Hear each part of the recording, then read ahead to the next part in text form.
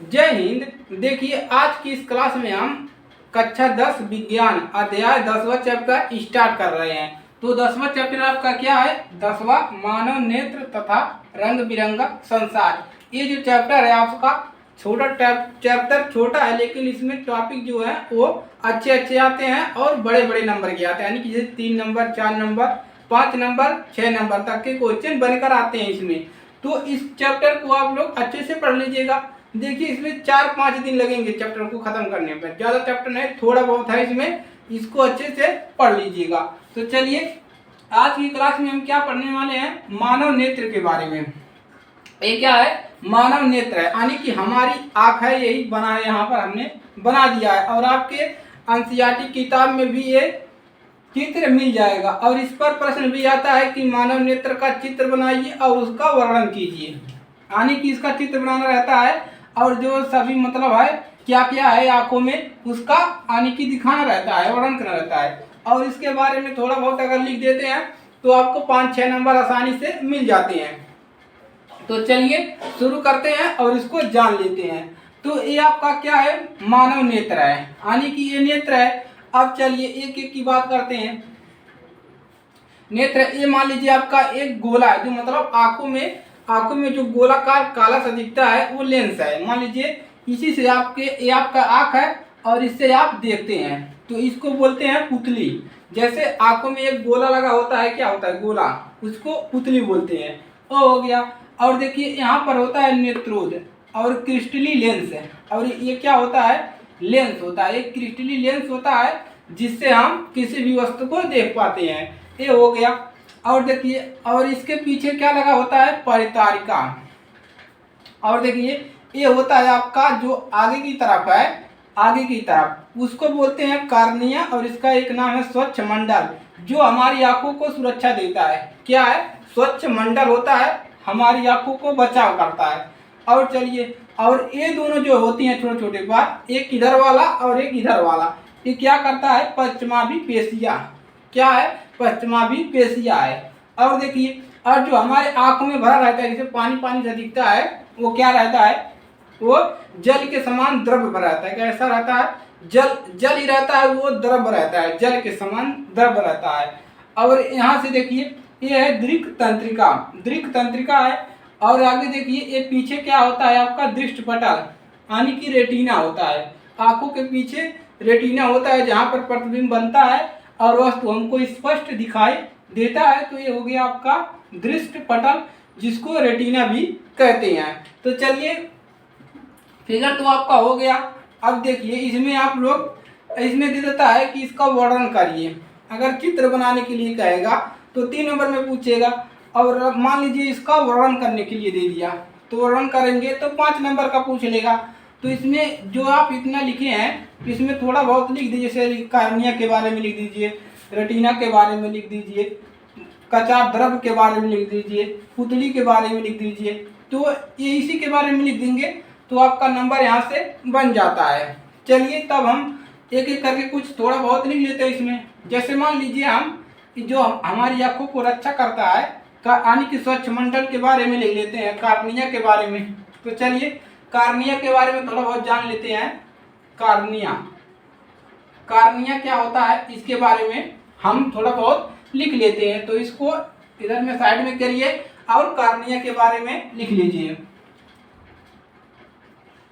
मानव नेत्र में आप जानते ही हैं कि मानव नेत्र में ये जो नेत्र है मानव का, प्रकाश एक पतली झिल्ली मान लीजिए एक पतली झिल्ली है लगा होता है, उसी से होकर गुजरते हैं, जिसको हम स्वच्छ मंडल कहते हैं। तो लिखना है तो लिख लीजिए मानव नेत्र में, इसमें क्या लिख लीजिए? मानव नेत्र में, मानव नेत्र में प्रकाश, मानव नेत्र में प्रकाश एक पतली झिल्ली से होकर नेत्र में प्रवेश करती, झिल्ली से होकर नेत्र में क्या करती है? प्रवेश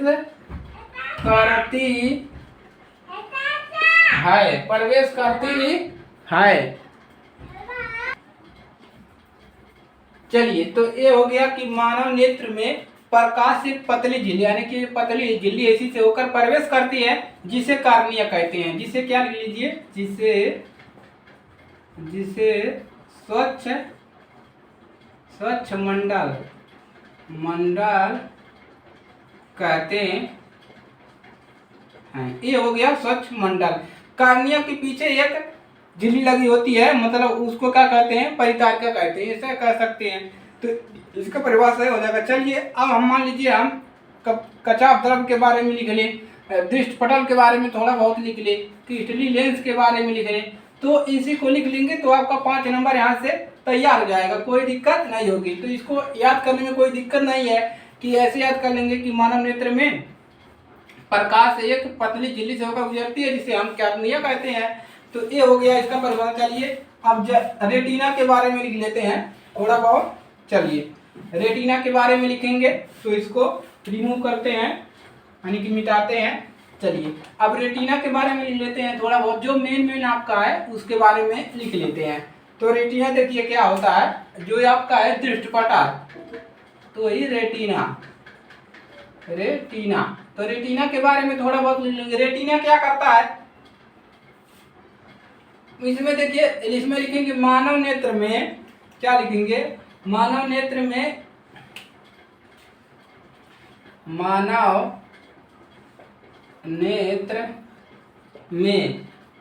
लेंस निकाय, मानव नेत्र में लेंस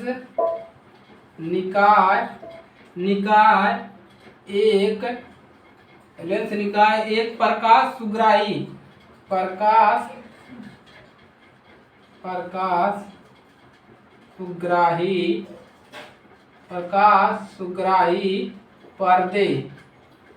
पर्दे लगे होते हैं,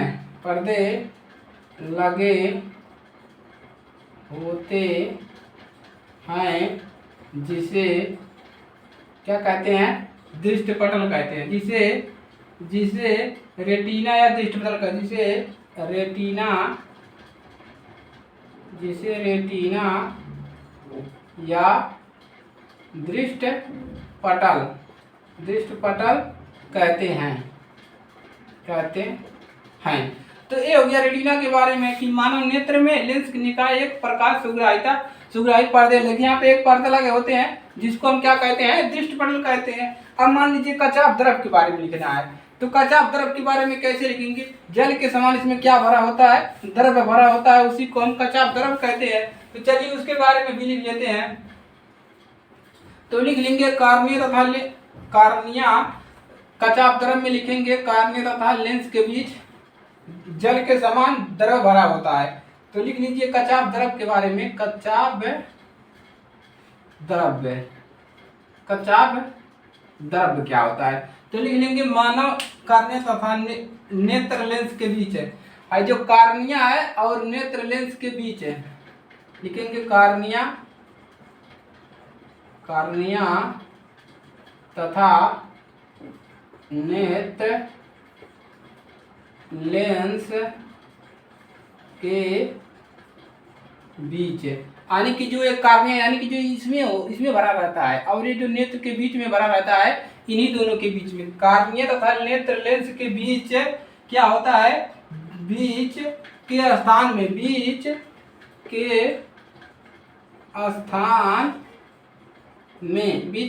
में जल के समान द्रव्य भरा होता है, द्रव्य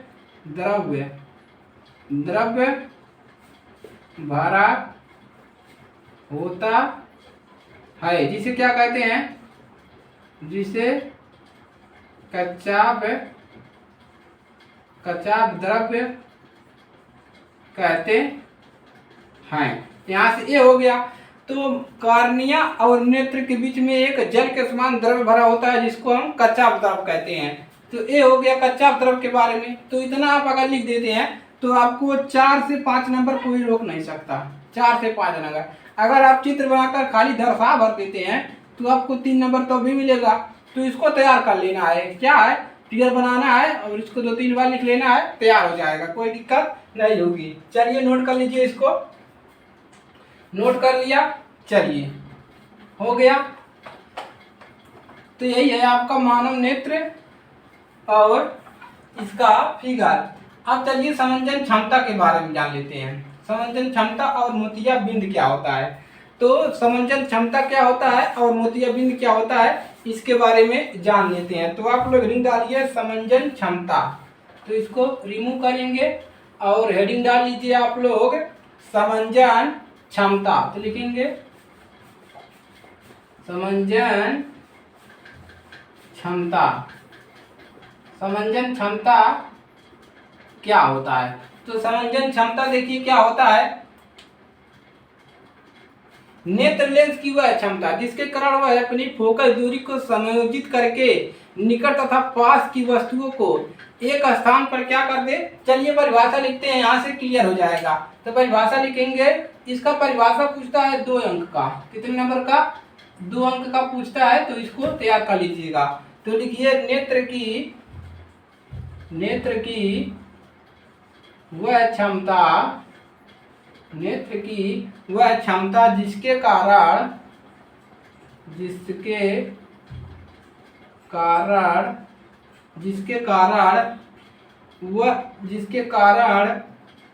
वह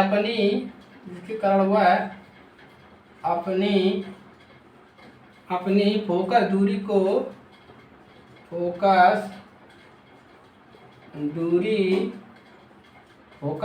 को समायोजित करके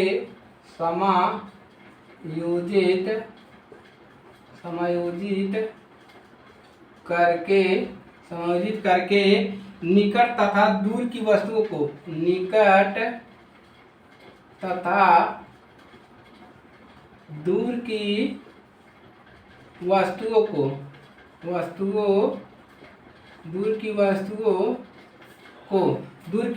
को फोकसित कर लेता है। क्या कर लेता है, फोकसित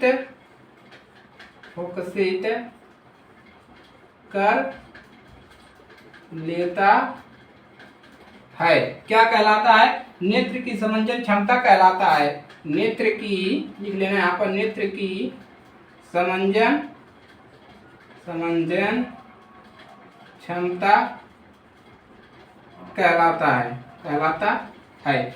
तो इसका समंजन क्षमता क्या है कि नेत्र की वह क्षमता जिसके कारण वह अपनी फोकस दूरी को, यानी कि इसकी जितना फोकस जहां तक देख सकता है समायोजित करके नेत्र निकट तथा दूर की वस्तुओं को, यानी कि दूर और पास की वस्तुओं को देख करके जिसको वो फोकसित कर ले, यानी कि क्या कर ले, फोकसित करके समायोजित करके फोकसित कर ले, उसी को क्या कहते हैं, नेत्र की समंजन क्षमता कहते हैं। समझ में आया कि नेत्र की वह क्षमता जिसके कारण वह दूर की वस्तुओं को और पास की वस्तुओं को समायोजित करके फोकसित कर ले, यानी कि उसको प्राप्त कर ले, उसी को कहते हैं नेत्र की समंजन क्षमता। तो यहाँ से तैयार हो गया। अब चलिए इसको लिख लीजिए। अब हम जान लेते हैं मोतियाबिंद के बारे में कि मोतियाबिंद होता क्या है। चलिए इसको नोट कर लेंगे। चलिए अब हम जानेंगे कि मोतियाबिंद क्या होता है। चलिए इसको ये हो गया। अब चलिए मोतियाबिंद क्या होता है। जैसे देखिए आपके पूर्वजों के जो मतलब बूढ़े जो लोग होते हैं उनको लेंस में क्या होता है, उनकी आंखों में दूधियापन हो जाता है। कैसा जाता है, नेत्र की आंखों में जो उनका नेत्र होता है, मतलब देखने की जो क्षमता होती है, उनकी आंखों में धुंधला हो जाता है, धुंधला अथवा दूधिया हो जाता है। उसी को क्या कहते हैं, मोतियाबिंद कहते हैं कि मोतियाबिंद हो गया, इनकी आंखों को खुलवा लीजिए, सही कर जाएगा। तो उनकी आंखों में धुंधला सा हो जाता है, यानी कि धुंधला हो जाता है और दिखाई नहीं देता है स्पष्ट, तो वही मोतियाबिंद हो जाता है। तो चलिए उसका भी परिभाषा 2 नंबर में पूछता है, तो लिख लीजिए मोतियाबिंद। मोतियाबिंद।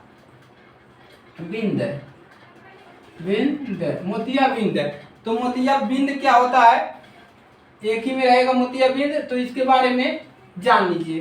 तो लिखेंगे कभी कभी अधिक आयु के कुछ व्यक्तियों के नेत्र, तो लिखेंगे कभी कभी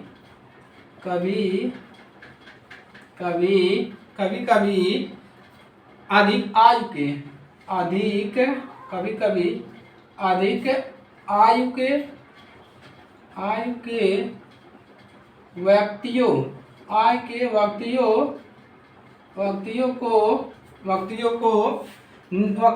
के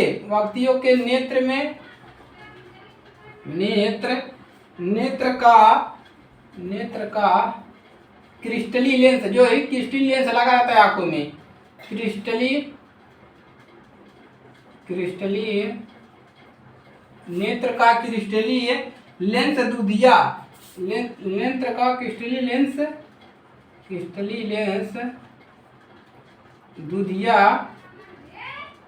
दुधिया या दुधला हो जाता है। कैसा है? दुधला हो जाता है, दुधला हो जाता है। इस स्थिति को मोतियाबिंद कहते हैं। तो इस स्थिति को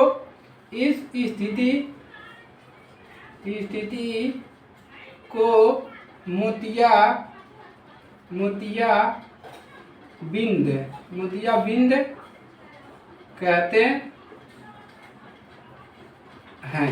तो क्या है, देखिए वही है कि कभी कभी अधिक मतलब जो पूर्वज होते हैं उनको आंखों में क्रिस्टली जो लेंस होता है, यानी कि जो यहाँ पर आपका देखिए आंखों में जो लेंस लगा है, यहाँ पर क्रिस्टली लेंस जो लगा है, इसी में क्या होता है, धुंधला हो जाता है या दुधिया हो जाता है, दुधियापन हो जाता है। तो कहते हैं उनको मोतियाबिंद हो गया है, उनकी आंखों को पलटवा दीजिए। तो डॉक्टर से दिखा देते हैं तो थोड़ा बहुत उनको दिखने लगता है। तो ये हो गया आपका मानव नेत्र, समंजन क्षमता के बारे में जान लिया और मोतियाबिंद के बारे में भी जान लिया। तो यहाँ से कितने नंबर हो गए? 2 2 4 और 4, अगर 5 नंबर, यहाँ से 5 4 9 नंबर हो गए। अगर आप यहाँ से 9 नंबर आता है, 9 नंबर तो नहीं आएगा, लेकिन अगर आपसे यही पूछ लेगा, ये नहीं पूछेगा तो ये सब पूछ लेगा। समंजन क्षमता के बारे में बताइए, मोतियाबिंद मोस्ट इंपॉर्टेंट है, इसके बारे में पूछ लेगा। अगर ये नहीं पूछेगा तो ये पूछेगा, ये नहीं पूछेगा तो ये पूछ लेगा, या कोई और इस चैप्टर का पूछ लेगा।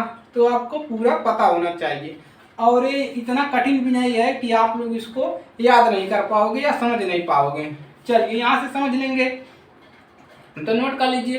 तो देखिए आज के लिए सिर्फ इतना ही, और अगर एक आप अच्छे लगे तो वीडियो को लाइक करिए और अपने दोस्तों के पास ज़्यादा से ज़्यादा शेयर करिए, ताकि हर बच्चे की भाई लोग मदद हो सके और उसका पेपर में अच्छा मार्क्स आ सके।